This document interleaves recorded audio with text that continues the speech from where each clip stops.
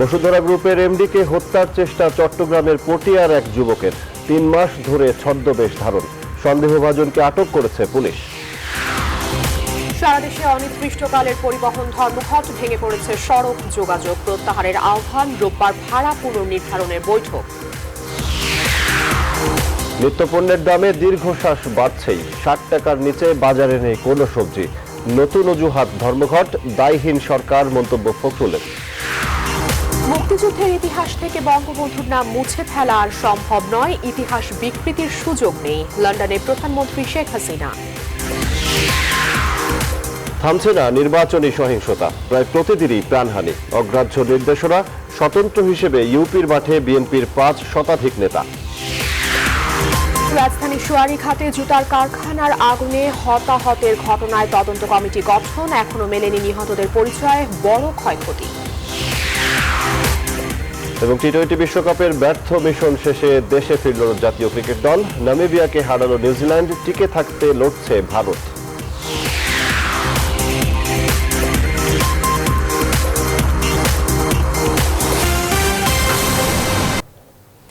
স্বাগত নিউজ 24 রাত 10টার সংবাদে। পুরো সংবাদে আপনাদের সাথে আছি আমি আফরিন আনোয়ার এবং আমি সজল দাস। দেখছিলেন শিরোনাম, এবারে বিস্তারিত। বসুন্ধরা গ্রুপের ব্যবস্থাপনা পরিচালক ও শেখ রাসেল ক্রীড়া চক্রের চেয়ারম্যান সাইম সোবহানান ভীরকে হত্যার চেষ্টা করেছে চট্টগ্রামের পটিয়ার এক যুবক। প্রায় ৩ মাস ধরে ছদ্মবেশে বিভিন্ন পরিচয়ে ৪ বারেরও বেশি আনভীরের বাসায় ঢোকে সাইফুল ইসলাম সাদ নামে এই যুবক। সর্বশেষ পরিকল্পনা অনুযায়ী জুম্মার নামাজ চলাকালীন বসুন্ধরার এমডিকে গুলি করে হত্যার ষড়যন্ত্র হয়।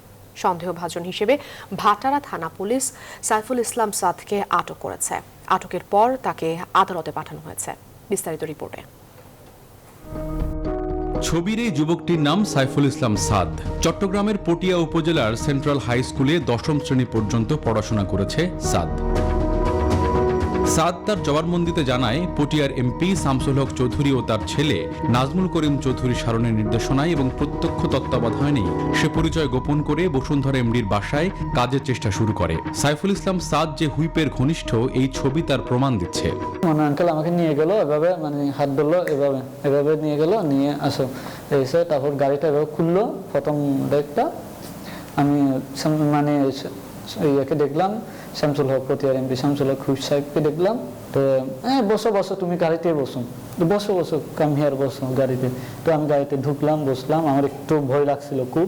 গাড়ি চালাইছিল ওইটা ওর ছেলে, আমি স্পষ্টভাবে দেখছি এটা ওর ছেলে। আমরা যা বলতে তুমি তাই শুনলে ভালো, না শুনলে আরো ভালো। তোমার ১২,০০০ টাকা বেতনে ১০,০০০ টাকা তুমি জীবনে কিছু করতে পারবে না। অনুসন্ধানে জানা যায়, কাজের বাহানায় ৪ বার বসুন্ধরা এমডির বাসায় গিয়েছিল সাদ। হুইপ শামসুল হক ও তার ছেলে শারণের নির্দেশনায় কিভাবে আনভীরকে হত্যার পরিকল্পনা করা হয়েছিল তার বিস্তারিত জানায় সাদ। দুধের সাথে বিষটা মিশে দিবে, এই কথা বললো। কিন্তু আমাকে অস্ত্রটা কিন্তু আমাকে সারণ দিছিল। সারণ আমাকে এটাই বলছে যে শুক্রবার আমাকে জুম্মা নামাজ বলছে, ফিসের খাতারে পড়ার জন্য নামাজ পড়বা, ওই জায়গার মধ্যে ইয়ে করবা, ডাইরেক্ট গুলি করে দিবা ওই সাইম সোবান আনবীরকে। 1 সেকেন্ড যাবে নিষেধ করে, ডাইরেক্ট সাথে চলে আসবে বাইরে, তোমার গাড়ি ওয়েট করবে, তোমাকে নিয়ে যাবে। কয়েকবার ব্যর্থ হয়ে শেষ পর্যন্ত মাদ্রাসা শিক্ষার্থীর ছদ্মবেশ ধরে সাদ। ভর্তি হয় বসুন্ধরা আবাসিক এলাকার সাউতুল কোরআন মাদ্রাসা ও এতিমখানায়। কারণ সেই মাদ্রাসা থেকে প্রতিদিন বসুন্ধরা এমডির বাসায় কোরআন খতমের জন্য শিক্ষার্থীরা আসেন। সেই দলে ঢুকে জুমার নামাজ পড়ার সময় বসুন্ধরা এমডিকে হত্যার পরিকল্পনা বাস্তবায়নের জন্য সব প্রস্তুতি নেয় সে। সাদের সন্দেহজনক গতিবিধি টের পেয়ে মাদ্রাসা কর্তৃপক্ষ আবাসিক এলাকার নিরাপত্তা কর্মীদের বিষয়টি অবহিত করেন। ভর্তি হওয়ার পর থেকেই সাদের চলাফেরা, কথাবার্তা এবং ইদানিং তার ফোনালাপ এবং তার গতিবিধি আমার কাছে খুবই সন্দেহ হলে, এবং এই ফোনের মধ্যে হুইপ এবং সারণ এক ব্যক্তির নাম সে যোগাযোগ করে। ফোনালাপ শোনার পরে আমি তাকে খুব কড়া নজরদারিতে রাখি এবং বসুন্ধরা সিকিউরিটির কাছে আমি জিনিসটা অবহিত করি। পরে ওনারা এসে সাদকে এখান থেকে নিয়ে যায়। এই ঘটনায় বসুন্ধরা গ্রুপের হেড অফ পাবলিক রিলেশনস অবসরপ্রাপ্ত মেজর মিজানুর রহমান ভাটারা থানায় একটি অভিযোগ দায়ের করে। মাদ্রাসার ছাত্রর কাভার নিয়ে সে এই মাদ্রাসায় ভর্তি হয় এবং সময়ে সময়ে সে বসুন্ধরা এমডি স্যারের বাসায় যে দিনমজুরের কাজ আছে, এই দিনমজুরের কাজও করে। তাকে দিয়ে ওই খামার থেকে ওনার বাসায় যে দুধ আনা হয়, এই দুধ আনার কাজে তাকে লাগানো হয়। সে গেট পর্যন্ত দুধটা দিয়ে যায় এবং গেট থেকে ভিতরে নিয়ে যায়। তো তাকে বলা হয়েছিল, শামসুল হক চৌধুরী এবং শারণ চৌধুরী বলছিল যে যেহেতু তুমি দুধ আনা নেওয়া করো, এই দুধের মধ্যে তুমি বিষ মিশাই দেবা, বিষ মিশাই দিলে ওই দুধ খেয়ে তারা মারা যাবে। তার প্রথম পরিকল্পনা যখন ভেস্তে যায়, তখন পটিয়ার এমপি শামসুল হক চৌধুরী এবং তার ছেলে তাকে বলে যে এমডি সাহেব তো মসজিদে নামাজ পড়তে যায়, তুমি অন্যান্য ছাত্রদের সাথে মসজিদে যাবা এবং ওই সুযোগ কাজে লাগায় তুমি তাকে হত্যা করবা। অভিযোগের প্রেক্ষিতে ভাটারা থানা পুলিশ সাইফুল ইসলাম সাদকে আটক করেছে। আটকের পর প্রাথমিক জিজ্ঞাসাবাদ শেষে সাইফুল ইসলাম সাদকে আদালতে পাঠায় ভাটারা থানা পুলিশ। Desk report, news 24। জ্বালানি তেলের মূল্য বৃদ্ধির প্রতিবাদে রাজধানী সহ সারা দেশে চলছে অনির্দিষ্টকালের পরিবহন ধর্মঘট। বন্ধ রয়েছে বাস, ট্রাক, লরি চলাচল। এতে সীমাহীন দুর্ভোগে পড়েছে সাধারণ মানুষ। ছোট ছোট যানবাহনে গন্তব্যে যাচ্ছেন সাধারণ মানুষ, গুনতে হচ্ছে বাড়তি ভাড়া। চট্টগ্রাম সমুদ্র বন্দর ও স্থল বন্দরগুলোতে পণ্য পরিবহনও ব্যাহত হচ্ছে। এমন অবস্থায় তেলের দাম না কমালে ধর্মঘট চলবে বলে হুঁশিয়ারি দিয়েছেন পরিবহন মালিক শ্রমিকরা। ব্যুরো প্রতিবেদক ও প্রতিনিধিদের সাথে নিয়ে আরো জানাচ্ছেন প্লাবন রহমান। তেলের দাম বৃদ্ধি, সেই সঙ্গে পরিবহনের ভাড়া বাড়ানোর দাবিতে বন্ধ গণপরিবহন সহ ট্রাক, লরি। যে কারণে শুক্রবার সকাল থেকে রাজধানীর রাস্তার চিত্র এমন। রাস্তায় নেই কোনো বাস, মাঝে মধ্যে দেখা মিলছে দু একটি বিআরটিসি বাস।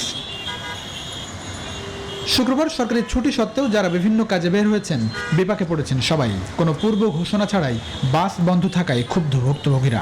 শেষমেশ ছোট ছোট যানবাহনে অতিরিক্ত টাকা খরচ করে ছুটেছেন গন্তব্যে। যেখানে আমরা 10 টাকা ভাড়া দেয়, এখানে আমরা এখন 150-200 টাকা দিয়ে ভাড়া দিয়ে আসতে হয়। এটা কোনো মতেই কাম্য না। এটা মানুষের সাথে মানুষের পেটে লাথি মারার মতো একটা অবস্থা করছে তারা। আপনারা নিউজ করবেন, কিন্তু আসলে আলটিমেট সমাধান নাই। একই অবস্থা সারা দেশে। তেলের দাম বৃদ্ধি সহ পরিবহনের ভাড়া বাড়ানোর দাবিতে সারা দেশে বাস, ট্রাক, লরি বন্ধ ঘোষণা করেছে মালিক শ্রমিকরা। জরুরি প্রয়োজনে তাই ইজি বাইক, মোটরসাইকেলে যাতায়াত করতে বাধ্য হচ্ছেন অনেকে। বাস চলাচল বন্ধ থাকায় কাউন্টারে এসেও ফিরে যাচ্ছেন যাত্রীরা। কাউন্টারে আসি দেখি যে গাড়ি বন্ধ। মাহেন্দ্রগুলো এগুলোই আপনার প্রচুর পরিমাণে ভাড়া নিচ্ছে। এখন গাড়ি না থাকার জন্য ডাবল ভাড়া, সময় অপচয়।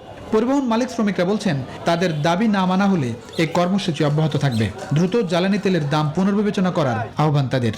বিগত দামে নিয়ে যেতে হবে। যদি দাম বৃদ্ধি করতে হয় আমাদের সাথে আলোচনা করে, তেলের দাম যদি বৃদ্ধি করতে হয় আমাদের ভাড়াও বৃদ্ধি করতে হবে। বাংলাদেশ সড়ক পরিবহন শ্রমিক ফেডারেশন আমাদেরকে বলেছে যে মহাতাপ আমাদের শ্রমিকরা যেন কোনো গাড়ি ব্যয় না করে, মালিক যতক্ষণ না বলবে। তবে সরকারিভাবে লঞ্চের ভাড়া না বাড়লেও অভ্যন্তরীণ রুটের নৌযানগুলোতে যাত্রীদের কাছ থেকে অতিরিক্ত ভাড়া আদায়ের অভিযোগ উঠেছে। হঠাৎ করে আজকে আইলাম, এখন বলতে আছে যে ভাড়া 350 টাকা। 20 টাকা বাড়াই হেলাইছে, তারা 10 টাকা বাড়াইতো। এদিকে গণপরিবহন বন্ধ থাকায় চাপ বেড়েছে ট্রেনের উপর। রাজধানীর রেল স্টেশনে উপচে পড়া চাপ যাত্রীদের। ট্রেনের ভেতর এমনকি ছাদে তিল ধারণের ঠাঁই নেই। অনেকদিন ধরে ধর্মঘট চলতে পারে এমন আশঙ্কায় ঢাকা ছাড়ছেন অনেক মানুষ। দেশের যে পরিস্থিতি, এটাকে আমরা দিয়ে কি করবেন? আমি অনেকবার ওঠার চেষ্টা করতেছি কিন্তু উঠতে পারতেছি না। এক চান্সে 15 টাকা তেলের মিটার বাড়ানো যায়, এটা কে নিব বহন করবো? এটা 12 টাকা যাবে। তবে ধর্মঘটের প্রথম দিন শুক্রবার হওয়ায় বেনাপোল স্থলবন্দর ও মংলা বন্দরে পণ্য পরিবহনে তেমন কোনো প্রভাব পড়েনি। প্লাবন রহমান, ডেস্ক রিপোর্ট, নিউজ 24। আগামী রোববার বিআরটি এর ভাড়া পুনর্নির্ধারণ কমিটির বৈঠক হবে বলে জানিয়েছেন সড়ক পরিবহন ও সেতুমন্ত্রী ওবায়দুল কাদের। পরীক্ষার্থী এবং জনগণের দুর্ভোগের বিষয় বিবেচনায় নিয়ে পরিবহন ধর্মঘট প্রত্যাহারের আহ্বানও জানান তিনি। শুক্রবার নিজ বাসভবনে ব্রিফিংকালে পরিবহন মালিক শ্রমিকদের প্রতি এই আহ্বান জানান ওবায়দুল কাদের। ও কেরোসিনের মূল্যবৃদ্ধির প্রেক্ষিতে পরিবহন মালিক শ্রমিকরা আজ থেকে পরিবহন ধর্মঘটে যে ডাক দিয়েছেন, পরীক্ষার্থী ও জনগণের দুর্ভোগের বিষয়টি বিবেচনায় নিয়ে তাদেরকে ধর্মঘট প্রত্যাহারের জন্য আমি আহ্বান জানাচ্ছি। আগামী রোববার বিআরটি এর ভাড়া পুনর্নির্ধারণ কমিটির বৈঠক অনুষ্ঠিত হবে। সড়ক ধর্মঘটের কারণে চাপ পড়েছে ট্রেনে। সহকর্মী মাহমুদুল হাসান এই মুহূর্তে রয়েছেন রাজধানীর কমলাপুর রেল স্টেশনে, আর সহকর্মী নাজবুল হুদা সড়কের খবর জানাতে গাবতলীতে রয়েছেন। জানবো তাদের কাছ থেকে সেখানকার অবস্থা। শুরুতেই যাব মাহমুদুল হাসানের কাছে। মাহমুদ, ট্রেনে যাত্রী চাপ কেমন দেখছেন, আর ট্রেন চলাচল স্বাভাবিক আছে কিনা, কি অবস্থা দেখছেন আপনি মাহমুদ?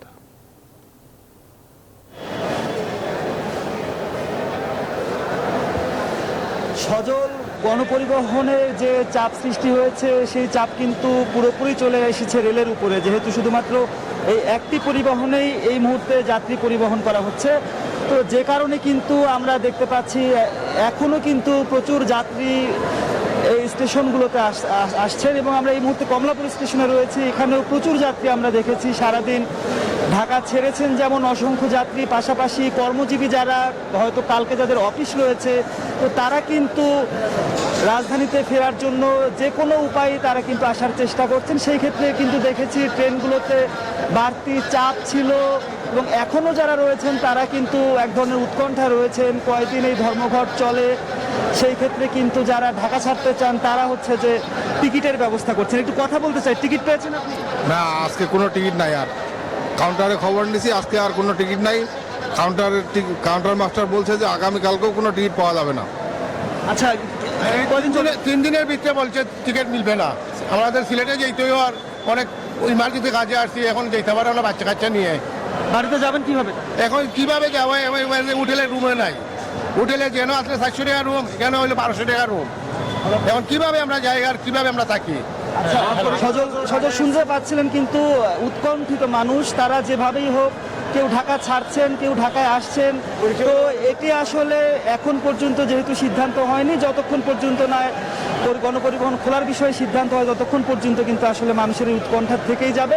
তো একটু ঢাকার ভিতরেই আমরা একটু আরেকটি জায়গায় যেতে চাই। আমরা যেতে চাই গাবতলীতে, সেখানে রয়েছেন আমাদের সহকর্মী নাজমুল হুদা। নাজমুল, আপনার কাছ থেকে জানতে চাই গাবতলীতে কি অবস্থা দেখছেন সেখানে?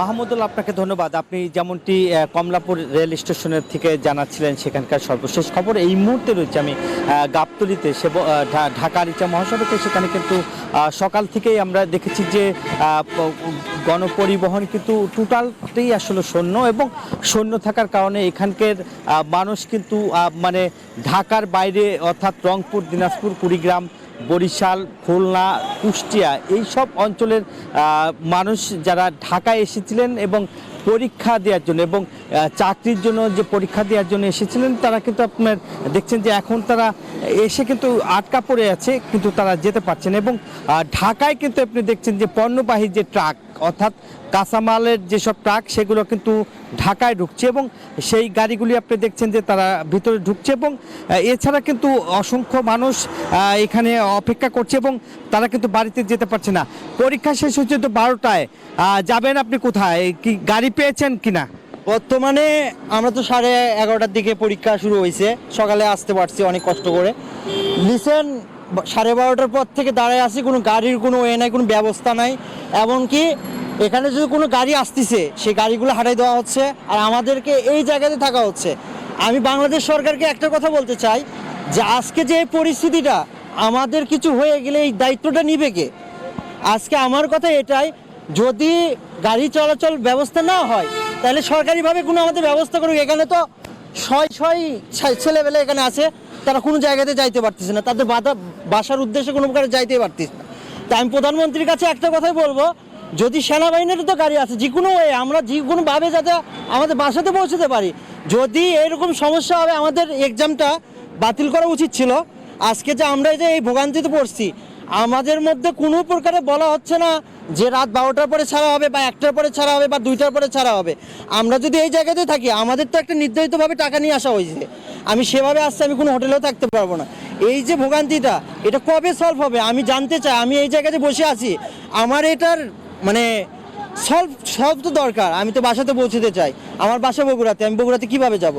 এখন তো কোনো ওয়ে দেখতেছি। অনেক ধন্যবাদ। যেমনটা আসলে এখানকার যাত্রীরা কিন্তু খুব ক্ষুব্ধ, এবং তারা কিন্তু বলছে এবং তারা কিন্তু নিরাপত্তাহীনতায় ভুগছে, এবং তারা আসলে তাদের দাবি এই মুহূর্তে আসলে তারা যে গণপরিবহনের যে অনির্দিষ্টকালের জন্য যে তারা কর্মবিরতি করছে, এবং তাদের এই কর্মবিরতি প্রত্যাহার করে অর্থাৎ গণপরিবহন চালু করে এবং তাদের যাতায়াতের ব্যবস্থা করার জন্য তাদের আহ্বান রয়েছে। এই ছিল আমার কাছে গাবতলী থেকে সর্বশেষ। চলে যাচ্ছি স্টুডিওতে সজলের কাছে। সজল। নাজবুল, আপনাকে অসংখ্য ধন্যবাদ। সহকর্মী নাজবুল আপনাকেও ধন্যবাদ, মাহমুদ আপনাকেও ধন্যবাদ জানাচ্ছি। সহকর্মী মাহমুদুল হাসান এবং নাজবুল আমাদের সঙ্গে যুক্ত হয়েছিলেন, জানাচ্ছিলেন ধর্মঘটের এই মুহূর্তের পরিস্থিতি, রেল স্টেশনে মানুষের ভিড়, সড়কে মানুষের ভোগান্তি, জানাচ্ছিলেন এই খবর। পরিবহন ধর্মঘটের অজুহাতে আরেক দফা বাড়ল প্রায় সব ধরনের নিত্যপণ্যের দাম। আলু পেঁপে ছাড়া 60 টাকার কমে পাওয়া যাচ্ছে না কোনো সবজি। কেজিতে অন্তত 20 টাকা বাড়ানো হয়েছে সব ধরনের মাছের দাম। তবে কেজিতে 10 টাকা কমেছে ব্রয়লার ও কক মুরগির দাম। মানুষ বলছে, দাম আর কত বাড়লে সরকার প্রয়োজনীয় ব্যবস্থা নেবে। আরফিন শাকিল জানাচ্ছেন বিস্তারিত। দোকানে দোকানে মানুষের উপচে পড়া ভিড় কিংবা বস্তা ভর্তি বাজারের নিয়মিত চিত্র বদলে শুক্রবারের মহাখালী বাজারে ছিল গুটি কয়েক মানুষের আনাগোনা। বেচা বিক্রির চাপ ছিল কম। দোকানিরা বলছেন, শীতের মৌসুম শুরু হলেও 60 টাকা 70 টাকা নিচে কোনো ভালো সবজি মেলে না। পরিবহন বন্ধ থাকায় একদিকে দেখা দিয়েছে পণ্য সংকট, অপরদিকে আকাশচুম্বী দামে কমছে ক্রেতা সংখ্যা।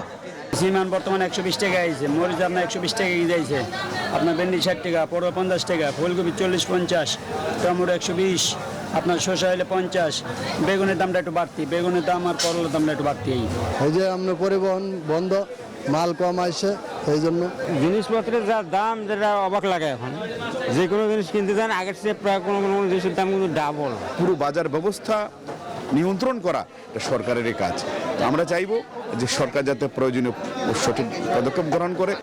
সাধারণত সবজি মাছের বাজারের দাম প্রায় উঠানামা করে, কিন্তু গেল কয়েক সপ্তাহ ধরে সবজির পাশাপাশি মাছের দামও সীমিত আয়ের মানুষের নাগালের বাহিরে।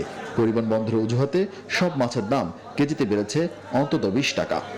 আর মাছ হইলে 1000 টাকা কেজি, নদীর পাঙ্গাস আছে 700 টাকা কেজি, বোয়াল দেশি বোয়াল আছে 800 টাকা কেজি। আরে শুক্রবার হিসাবে কেজিতে 20-30 টাকা গাড়ি বেশি থাকে আরো দেয়। মাছের বাজারে যেরকম দাম বাড়তেছে, অন্যান্য তরকারি বা অন্যান্য জিনিসপত্রের দাম বাড়তেছে। এখন যদি একটু নিয়ন্ত্রণে আসে তাহলে সাধারণ মানুষের জন্য একটু সুবিধা হবে। গেল কয়েক সপ্তাহ ধরে নিয়মিত বাড়তে থাকা তেল, চিনি, ডাল, মশলার দাম নতুন করে আর বাড়েনি। কমেছে আদা, রসুন আর পেঁয়াজের দাম, কমতে দিকে ডিমের দরও। কেজিতে 20 টাকা কমেছে ব্রয়লার মুরগি ও কক মুরগির দাম। আরফিন শাকিল, নিউজ 24, ঢাকা। সরকার দায়িত্বজ্ঞানহীন বলেই সবকিছুর দাম বাড়িয়ে দিয়ে সাধারণ জনগণের পকেট কাটছে, এই মন্তব্য করেছেন বিএনপি মহাসচিব মির্জা ফখরুল ইসলাম আলমগীর। শুক্রবার বিকেলে রাজধানীর ইঞ্জিনিয়ার্স ইনস্টিটিউশনে এক আলোচনা সভায় তিনি এই মন্তব্য করেন। বলেন, আওয়ামী লীগ সরকার পরিকল্পিতভাবে রাজনীতিকে ধ্বংস করছে, নির্বাচন ব্যবস্থাকে ধ্বংস করছে। সরকারকে হঠাতে ঐক্যবদ্ধ আন্দোলনেরও ডাক দেন বিএনপি মহাসচিব। এই সরকার কতটা দায়িত্বজ্ঞানহীন হলে, কতটা জনগণের সঙ্গে সম্পূর্ণহীন হলে যে তারা এই ধরনের একটা অমানবিক একটা সিদ্ধান্ত নিতে পারেন। বাংলাদেশে ডিজেল আর কেরোসিনের দাম বাড়ানো হচ্ছে, পার্শ্ববর্তী ভারতে 5 টাকা করে কমিয়ে দেওয়া হয়েছে। এই সরকার অত্যন্ত পরিকল্পিতভাবে বাংলাদেশের অর্থনীতিকে ধ্বংস করছে, বাংলাদেশের রাজনীতিকে ধ্বংস করেছেই, এখন তারা বাংলাদেশের মানুষের ভবিষ্যৎকে ধ্বংস করছে। 75 পরবর্তী সময়ে বাংলাদেশ থেকে বঙ্গবন্ধুকে মুছে ফেলার চেষ্টা হয়েছে উল্লেখ করে প্রধানমন্ত্রী শেখ হাসিনা বলেছেন, এখন আর কেউ ইতিহাস বিকৃতি করতে পারবে না। লন্ডনে সিক্রেট ডকুমেন্টস বইয়ের আন্তর্জাতিক সংস্করণের উদ্বোধনীতে প্রধানমন্ত্রী বলেন, এই বইয়ের মাধ্যমে যেমন সঠিক ইতিহাস জানতে পারবে, তেমনি দেশে বিদেশে সকল মানুষের কাছেও পৌঁছবে। নাইমাল জিকর প্রতিবেদন। বাংলাদেশের স্বাধীনতাকে রুখতে তখন বঙ্গবন্ধুকে কেন্দ্র করেই ছিল পশ্চিম পাকিস্তানি সরকারের সব তৎপরতা। ভাষা আন্দোলন থেকে শুরু করে মুক্তিযুদ্ধ পর্যন্ত কঠোর গোয়েন্দা নজরদারিতে থাকা জাতির পিতাকে ঘিরে সেসব গোয়েন্দা রিপোর্ট নিয়েই প্রকাশিত বই সিক্রেট ডকুমেন্টস। দেশের পর এবার লন্ডনে আন্তর্জাতিক মাধ্যমে এই বই প্রকাশিত হলো, যার মোড়ক উন্মোচন করলেন প্রধানমন্ত্রী শেখ হাসিনা।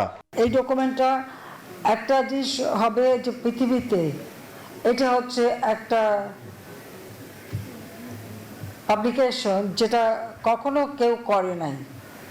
আর as a family member we allowed or we took initiative to publish this document. I think this thing is something unique. আমার মনে হয় পৃথিবীর কোনো দেশে পাবেন না যে এগেনস্ট এনি লিডার, একটা নেতার বিরুদ্ধে তার দেশের গোয়েন্দা সংস্থা কি রিপোর্ট দিয়েছে সেটা কোনোদিন কেউ পাবলিশ করবে নিজেরা উদ্যোগী হয়ে, এটা হয় না। আমি করছি কী কারণে? আমার বাবার নাম ইতিহাস থেকে মুছে ফেলা হয়েছিল। বঙ্গবন্ধুকে ইতিহাস থেকে মুছে ফেলার চেষ্টা হলেও সম্ভব নয় বলে মন্তব্য করেন বঙ্গবন্ধু কন্যা। যখন এই বইটা বের হলো এরপর থেকে কিন্তু লোকে অনেক কিছু জানতে পারলো যে ল্যাঙ্গুয়েজ মুভমেন্টে তার যে অবদান, অন্তত বলতে পারি যে এটা বের হওয়ার পর থেকে আর ইতিহাস বিকৃতি কেউ করতে পারেনি, করতে পারবে না, আর এখন তো পারবেও না। কারণ আপনারা জানেন যে ইউনেস্কো অলরেডি ইউনেস্কোর তারা হচ্ছে মেমোরি অফ দ্য ওয়ার্ল্ড রেজিস্টারে 7 মার্চ যে ঐতিহাসিক ভাষণ, সেই ভাষণ এখন স্থান পেয়ে গেছে, অর্থাৎ বঙ্গবন্ধু's historic speech of 7th March 1971 is now part of the UNESCO Memory of the World Register. পরে বঙ্গবন্ধুর জন্ম শতবার্ষিকী উপলক্ষে আয়োজিত বঙ্গবন্ধু ও ব্রিটেন শীর্ষক চিত্র প্রদর্শনী উদ্বোধন করেন প্রধানমন্ত্রী শেখ হাসিনা। এ সময় বঙ্গবন্ধুর পরিবারের সদস্যরা চিত্র প্রদর্শনী ঘুরে দেখেন। নাইম আলচিকো, নিউজ 24, ঢাকা। উন্নত চিকিৎসার জন্য ব্যাংককে নেওয়া হয়েছে জাতীয় পার্টির চিফ পেট্রন ও সংসদে বিরোধী দলীয় নেতা রওশন এরশাদকে। শুক্রবার সন্ধ্যায় এয়ার অ্যাম্বুলেন্সে শাহজালাল বিমানবন্দর থেকে রওনা হন তিনি। বিরোধী দলীয় নেতার সঙ্গে আছেন রাহগীর আল মাহিসাদ এরশাদ এবং পুত্রবধূ মাহিমা এরশাদ। ব্যাংককের বামরুনগ্রাদ হাসপাতালে চিকিৎসা নেবেন রওশন এরশাদ। রাহগীর এরশাদ তার মায়ের জন্য দেশবাসীর কাছে দোয়া চেয়েছেন। গেল 14 আগস্ট থেকে রাজধানীর সিএমএইচে চিকিৎসাধীন ছিলেন রওশন এরশাদ।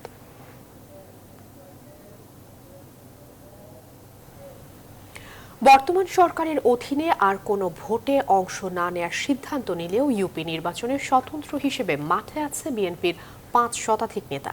কেউ কেউ বলছে বিশেষ কৌশলের আশ্রয় নিয়েছে দলটি। এদিকে দলের সিদ্ধান্তের বাইরে গিয়ে নির্বাচনে অংশগ্রহণ করায় বহিষ্কারও হয়েছেন অনেকে। বিএনপির সিনিয়র নেতারা বলছেন তারা কোনোভাবেই এই সরকারের অধীনে আর নির্বাচনে যাবে না। যারা গেছে তার দায়ভার দল নেবে না। মারুফার রহমানের প্রতিবেদন। বিএনপি ভোট বর্জনের ঘোষণা দিলেও মাঠের চিত্র পুরো উল্টো। ধানের শীষ ছাড়াই ভোটের মাঠে ঠিকই সক্রিয় রয়েছেন স্থানীয় নেতাকর্মীরা। প্রথম ধাপের মতো দ্বিতীয় ধাপের ইউনিয়ন পরিষদ নির্বাচনেও স্বতন্ত্র প্রার্থী হিসেবে প্রতিদ্বন্দ্বিতা করছেন তারা। দ্বিতীয় ধাপে সারা দেশে 5 শতাধিক ইউপিতে চেয়ারম্যান পদে মাঠ চষে বেড়াচ্ছেন বিএনপির প্রার্থীরা। আমরা সবসময় বলেছি যে স্থানীয় সরকারকে দলীয় নির্বাচন, দলীয় মনোনয়ন দেওয়া বা দলীয় পর্যায়ে নির্বাচন করাটা সঠিক হবে না, যেটা ইতিমধ্যে প্রমাণিত হতে শুরু করেছে। আওয়ামী লীগই এখন চিন্তা করছে যে তারা এই দলীয় মনোনয়নের বাদ দিয়ে বা দলীয় মার্কা বাদ দিয়ে নির্বাচন করার ব্যাপারে তারা চিন্তা ভাবনা করছে। কোনো কোনো ইউপিতে বিএনপির একাধিক প্রার্থীও ভোটের মাঠে রয়েছেন। বিশেষ করে যেসব এলাকায় বিএনপির ভোট ব্যাংক রয়েছে সেখানে তাদের তৎপরতা বেশি। ভোট বর্জনের পরও ভোটের মাঠে থাকা প্রসঙ্গে বিএনপির এই নীতি নির্ধারক বলেন, স্থানীয় সরকার নির্বাচনে যারা গেছেন স্বতন্ত্র হিসেবে গেছেন, এ নিয়ে দলের কোনো দায়বদ্ধতা নেই। কেউ যদি করে থাকে তাদের নিজস্ব বিষয়, এখানে দলের কোনো মার্কাও দেওয়া হয়নি, সিম্বলও দেওয়া হয়নি এবং দলের পক্ষ থেকে কোনো ধরনের সমর্থনও দেওয়া হয়নি। সুতরাং এখানে দলের কোনো, পরিষ্কারভাবে আমরা বলতে চাই, আমাদের দলের কোনো সংশ্লিষ্টতা নেই। নীতি নির্ধারণী ফোরামের নেতারা জানান, যতদিন পর্যন্ত সরকারের পরিবর্তন না হবে ততদিন পর্যন্ত বিএনপি দলীয় প্রতীকে নির্বাচনে যাবে না। মারুফা রহমান, নিউজ 24, ঢাকা। কোনোভাবেই থামছে না নির্বাচনী সহিংসতা। প্রতিদিনই দেশের কোথাও না কোথাও ঘটছে সহিংস ঘটনা, মারা যাচ্ছে মানুষ, ভাঙচুর কিংবা পুড়িয়ে দেওয়া হচ্ছে সরঞ্জাম। বেশিরভাগ স্থানেই আওয়ামী লীগের প্রতিপক্ষ আওয়ামী লীগই। কেন্দ্রের নির্দেশনা আমলেই নিচ্ছে না তৃণমূল। কেন্দ্রীয় নেতারা বলছেন বিদ্রোহীদের কোনো ছাড় নেই। তৌফিক মাহমুদ মুন্নার রিপোর্ট। গেল বৃহস্পতিবার নরসিংদীর চরাঞ্চল আলোকবালি ইউপি নির্বাচনকে কেন্দ্র করে 2 মেম্বার প্রার্থীর সমর্থকদের সংঘর্ষে গুলিবিদ্ধ হয়ে 3 জন নিহত হয়েছেন। ইউপি নির্বাচন আয়োজন শুরুর পর থেকে সব মিলিয়ে এখন পর্যন্ত নিহতের সংখ্যা প্রায় 20 জনের মতো, আর আহতের সংখ্যা অনেক। খুন হওয়া ব্যক্তিরা সবাই সরকার দলের সমর্থক। নির্বাচন পূর্ব এই সহিংসতাকে দুঃখজনক বলছেন কেন্দ্রীয় নেতারা। এরই মধ্যে আইন শৃঙ্খলা বাহিনীকে বিভিন্ন নির্দেশনার পাশাপাশি অপকর্মে জড়িত দলের যে কাউকেই শাস্তির হুঁশিয়ারি দিয়েছেন তারা। আমাদের এই ব্যাপারে থেকে আইনশৃঙ্খলা বাহিনীকে নির্দেশনা দেওয়া আছে, দলীয়ভাবেও আমরা কঠোর নির্দেশনা দিয়েছি। একজন প্রার্থীর বিপরীতে তখন দলে একজন প্রার্থী দাঁড়িয়ে যাচ্ছে, এটা একটা বড় সমস্যার আমরা দেখতে পাচ্ছি। তো আমরা চেষ্টা করছি এটা সাংগঠনিকভাবে যতটা সম্ভব নিয়ন্ত্রণ করা যায়। বাংলাদেশে ঘটেছে নির্বাচনকে কেন্দ্র করে এগুলি প্রতিটাই তদন্ত হচ্ছে এবং আমাদের আইন শৃঙ্খলা বাহিনী যারা যারা এর জন্য যায় তাদের বিরুদ্ধে ব্যবস্থা নেওয়া হবে। এর মধ্যে যদি কোনো আওয়ামী লীগের কোনো নেতা কর্মী জড়িত থাকে তাদের বিরুদ্ধে সাংগঠনিক ব্যবস্থা নেওয়া অতীতও হয়েছে, এখনো হচ্ছে, আগামীতেও হবে। কোনোভাবে কেন্দ্রের নির্দেশনা মানছে না তৃণমূল। বিদ্রোহী এবং তাদের মদতদাতাদের ব্যাপারে সর্বোচ্চ কঠোর শাস্তির হুঁশিয়ারি দলের হাইকমান্ডের। কেউ যদি দলের গঠনতন্ত্র বিরোধী কাজ করে তিনি যিনিই হোক তার বিরুদ্ধে গঠনতন্ত্র অনুযায়ী ব্যবস্থা নেওয়া হবে এবং তিনি যদি আইন ভাঙেন তাহলে আইন অনুযায়ী ব্যবস্থা নেওয়া হবে। যারা গঠনতন্ত্র বিরোধী কাজ করেছে দলের অনেক সিনিয়র নেতা তাদের বিরুদ্ধে ব্যবস্থা নেওয়া হয়েছে। যে কোনো নির্বাচনে দলীয় সিদ্ধান্তের বিরুদ্ধে যে নির্বাচন করার জন্য একটা অপরাধ, আরেকটা যে বিদ্রোহী প্রার্থীর পক্ষে দায়িত্বশীল জায়গা থেকে তাকে সমর্থন দেওয়া বা তার পক্ষে অংশ নিয়ে নেওয়াটা একটা অপরাধ। সেই অপরাধের জন্য ইতিপূর্বে সিদ্ধান্ত ছিল তাদেরকে শোকজ করা। এমন সহিংস পরিস্থিতির মধ্যে আগামী 11 নভেম্বর দ্বিতীয় ধাপের 848টি ইউনিয়ন পরিষদ নির্বাচন অনুষ্ঠিত হবে। তৌফিক মাহমুদ মুন্না, নিউজ 24, ঢাকা। 24 ঘন্টায় করোনায় শনাক্ত ও মৃত্যুর সংখ্যা কমেছে, সেই সঙ্গে কমেছে শনাক্তের হারও। এই সময়ে মারা গেছেন 3 জন ও নতুন করে শনাক্ত হয়েছেন 196 জন। 24 ঘন্টায় করোনা রোগী শনাক্তের হার কমে হয়েছে 1.12%, যা বৃহস্পতিবার ছিল 1.32%। শনাক্ত হওয়া 196 জনকে নিয়ে দেশে এখন পর্যন্ত করোনায় সরকারি হিসেবে মোট শনাক্ত হলেন 15,70,681 জন। আর 3 জনকে নিয়ে দেশে করোনায় এখন পর্যন্ত মোট মারা গেলেন 27,890 জন।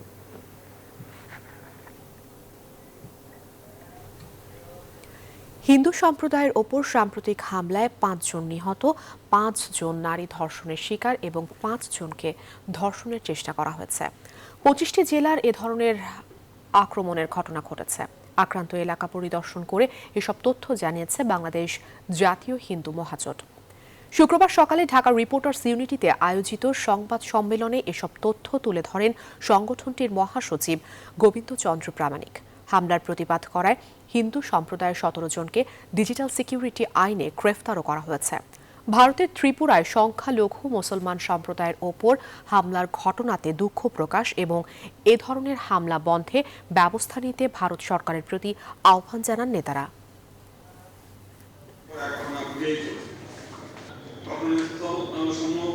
কোনো ধর্মীয় উন্মাদনা না, এটা ধর্মের জন্য বিভিন্ন সময় যে হামলাগুলো ঘটছে তা না, কিন্তু প্রত্যেকটি ঘটনায় আমরা দেখেছি স্থানীয় রাজনীতিবিদদের উস্কানিতে তাদের গোপন একটা ইচ্ছা প্রতিফলন ঘটাতে গিয়ে পক্ষ বিপক্ষ করতে গিয়ে আমরা দেখেছি যশোরে 2 জনই এমপি ক্যান্ডিডেট, 2 জনই নিজেরা আধিপত্য বিস্তার করতে গিয়ে হিন্দু সম্প্রদায়ের উপর হামলা, এবং কুমিল্লার ক্ষেত্রেও কিন্তু এই একই ঘটনা ঘটেছে। একটা স্থায়ী সমাধান হওয়া দরকার, সেই স্থায়ী সমাধান হচ্ছে পৃথক নির্বাচন ব্যবস্থা, একটি সংখ্যালঘু বিষয়ক মন্ত্রণালয়।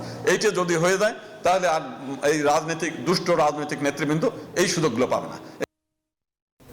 রাজধানীর সোয়ারীঘাটে জুতার কারখানায় আগুনে প্রাণ গেছে 5 জনের। নিহতরা সবাই ওই কারখানার শ্রমিক বলে ধারণা ফায়ার সার্ভিসের।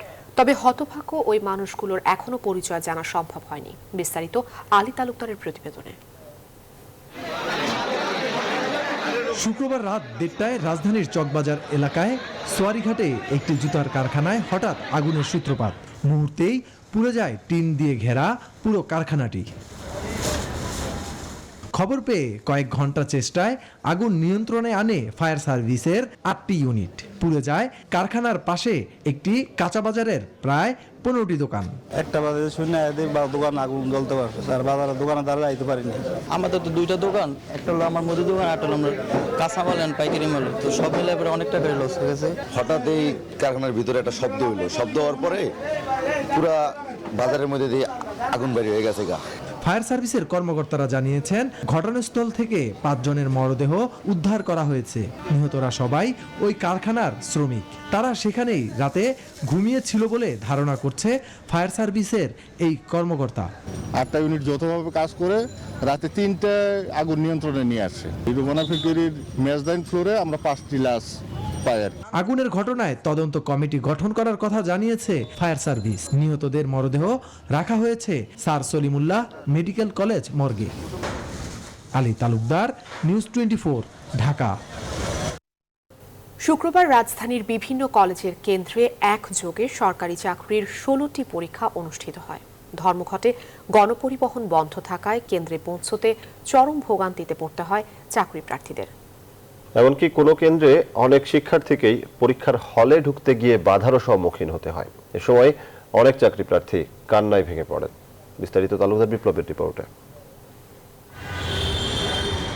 শুক্রবার সকাল থেকে 2 শিফটে একদিনে সরকারি চাকরির 16টি পরীক্ষা অনুষ্ঠিত হয়, কিন্তু গণপরিবহন ধর্মঘটের কারণে কেন্দ্রে আসতে ভোগান্তিতে পড়ার অভিযোগ করেন চাকরি প্রার্থী ও অভিভাবকরা। একে তো হলো সরকার তার অবস্থানে অনড়, শ্রমিক ইউনিয়ন অবস্থানে অনড়, পরীক্ষা নিয়ন্ত্রক তার অবস্থানে অনড়। আর আমার জনগণ কি? ট্রেনে করে আসছি, তারপর বাসে আসলাম, ভাবছি আজকে বাসে চলে আসবো, এখন তো রিক্সা পাইতে কষ্ট হয়েছে। দুপুরে মিরপুর আইডিয়াল স্কুল অ্যান্ড কলেজে 7 ব্যাংকে নিয়োগ পরীক্ষায় নির্ধারিত সময়ের মধ্যে আসতে না পারায় কেন্দ্রে ঢুকতে গিয়ে বাধার সম্মুখীন হন চাকরি প্রত্যাশীরা। এ সময় অনুরোধ করেও কেন্দ্রে প্রবেশ করতে না পারায় কান্নায় ভেঙে পড়েন অনেকে। আমরা তো অসহায় স্টুডেন্টদের উপরে সবকিছু চলে, এখন দরজা খুলতেছে না, কি করবো আমরা? একটু বলেন না আপনারা কিছু। যাত্রাবাড়ি থেকে এখানে আসছি, ভেঙে আসছি, তারপরে এই যে কি অবস্থা, একটা অ্যাক্সিডেন্ট পর্যন্ত হতে গেছিল, এখন এই যে খুলতেছে না ওনারা। 2.5 বছর গভর্নমেন্ট দেরি করতে পারলো, আর এই যে স্টুডেন্টগুলো আজকে ধর্মঘটের দিনে কত দূর দূরান্ত থেকে এসেছে, 1 মিনিট 2 মিনিট 3 মিনিট কেউ দেরি করেছে, অথচ গেটটা বন্ধ করে ভিতরে চলে গেছে। ধর্মঘট সহ একদিনে একাধিক পরীক্ষা নেওয়ার এমন সিদ্ধান্তের প্রতি ক্ষোভ জানান অভিভাবকরা।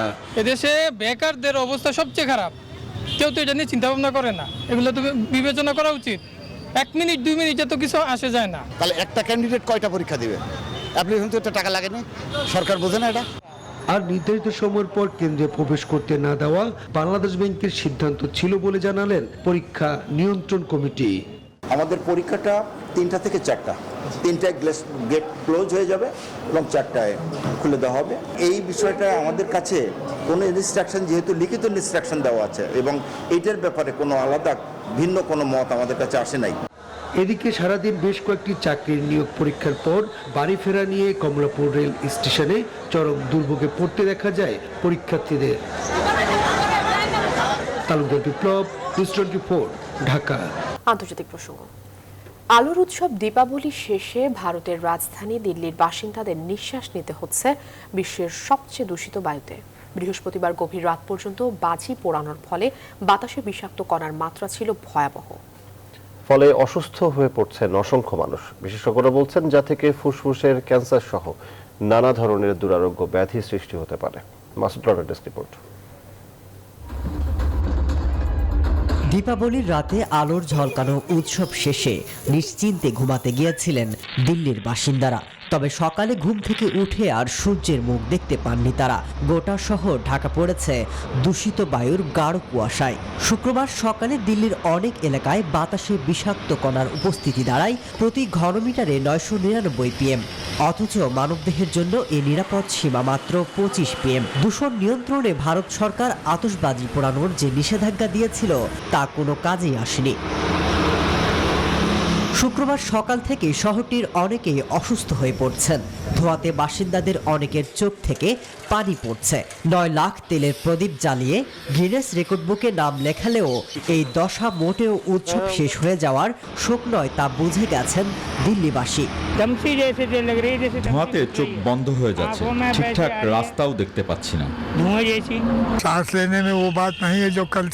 শ্বাস নিতে আজ বড্ড কষ্ট হচ্ছে, সাথে কাশিটাও বেড়ে চলেছে। গেল দিনেও এমন ছিল। বিশেষজ্ঞরা বলছেন এর ফল হবে ভয়াবহ, যার কারণে ফুসফুসের ক্যান্সার সহ নানা ধরনের দুরারোগ্য ব্যাধি সৃষ্টি হতে পারে। গবেষকরা বলছেন ভারতে প্রতি বছরই বায়ু দূষণজনিত রোগে অন্তত 10 লাখের বেশি মানুষের মৃত্যু হচ্ছে। এবারের জলবায়ু সম্মেলনে ভারতের প্রধানমন্ত্রী নরেন্দ্র মোদী ঘোষণা দিয়েছেন 2070 সালের মধ্যে কার্বন নিঃসরণ শূন্যের কোঠায় নামিয়ে আনবে তারা। বিশেষজ্ঞরা মনে করছেন সংকট মোকাবেলার এই লক্ষ্যমাত্রায় ভারত অন্তত 2 দশক বেশি সময় নিয়েছে। মাসুদ রানা, নিউজ 24। এবারে ফার্স্ট সিকিউরিটি ইসলামী ব্যাংক অর্থ বাণিজ্যের সংবাদ।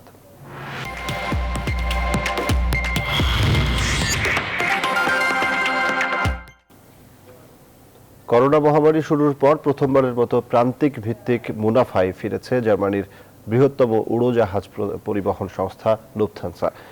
করোনাজনিত ভ্রমণ বিধিনিষেধ শিথিল হওয়ায় জুলাই সেপ্টেম্বর প্রান্তিকে মুনাফায় ফেরার কথা জানিয়েছে সংস্থাটি। এ সময় সুদ ও কর পূর্ববর্তী মুনাফার পরিমাণ পৌঁছেছে 1,70 লাখ ইউরোতে। পাশাপাশি একই সময়ে 520 কোটি ইউরো ছিল লুফথানসার আয়ের পরিমাণ।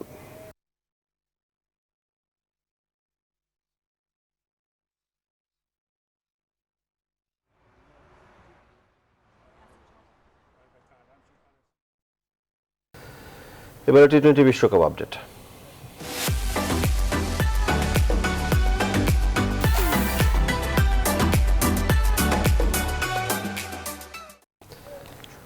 বিশ্বকাপ মিশন শেষে একরাশ হতাশা নিয়ে দেশে ফিরেছে জাতীয় ক্রিকেট দল। আরব আমিরাত থেকে প্রায় 5 ঘন্টার বিমান যাত্রা শেষে শুক্রবার বিকেলে বাংলাদেশে অবতরণ করে ক্রিকেটারদের বহন করা বিমানটি। 2 ভাগে ভাগ হয়ে আসছেন ক্রিকেটাররা। শুক্রবার বিকেলে 7 ক্রিকেটার ফিরলেও দুবাইতে ছুটি কাটাবেন রিয়াদ, মুশফিক, লিটন ও তাসকিন। আরেক ধাপে ফিরবেন সৌম্য ও সোহান। দেশে ফেরার পরই শুরু হবে বাংলাদেশ দলের পাকিস্তান সিরিজের প্রস্তুতি। 19 নভেম্বর থেকে ঘরের মাঠে শুরু হতে যাওয়া সিরিজকে সামনে রেখে তাই 12 নভেম্বর থেকেই শুরু হবে জাতীয় দলের অনুশীলন।